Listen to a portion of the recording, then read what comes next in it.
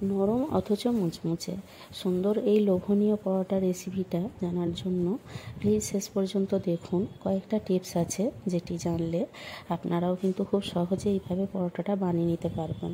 তো দেখে নিন শেষ পর্যন্ত, আর দেখার আগে প্লিজ আমার চ্যানেলটিকে সাবস্ক্রাইব করে রাখুন, যাতে করে আমার শেয়ার করা ভিডিওগুলি আপনারা খুব সহজে দেখতে পান।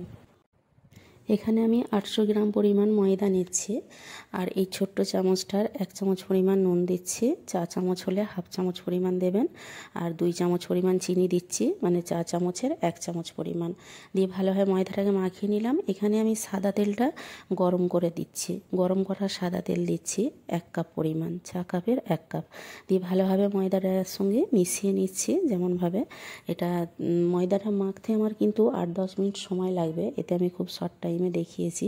আর এই কফি মগটার 1 মগ পানি নিয়েছি, পানিটা কিন্তু নর্মাল পানি, পানিটা কোনো রকম গরম করিনি, এমনি নর্মাল পানি অল্প অল্প করে দিয়ে এইভাবে ডো বানিয়ে ঢাকা দিয়ে রেখে দেবো আধ ঘন্টা 1 ঘন্টা, যেমন সময় হাতে থাকবে।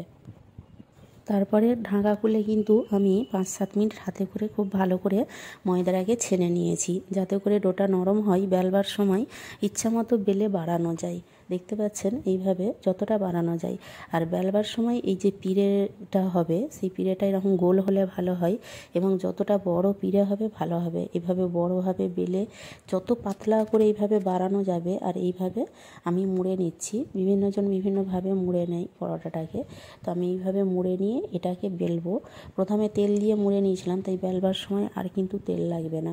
আর মুড়ে নেওয়ার পর অবশ্যই কিন্তু ঢাকা নিয়ে 10-15 মিনিট রেখে দেবেন, তাহলে পরোটাটা খুব সুন্দরভাবে বেলা যাবে। না হলে অনেক সময় কি হয়, মোড়ার পরে অনেকে সঙ্গে সঙ্গে বেলে, তাতে করে কি হয় পরোটাটা গুঁড়িয়ে যায়, ছোট হয়ে যায়, যতই বড় করে বেলুক পরোটাটা ছোট হয়ে যায়। তো ওই মোড়ার পরে 15 মিনিট ঢাকা দিয়ে রেখে দেবেন, ততক্ষণে একটু সফট হয়ে যাবে ডোটা, তারপরে বেললে কিন্তু খুব সুন্দরভাবে পরোটাটা বেলা যায়। তো এইভাবে বানাবেন, আশা করছি ভালো লাগবে।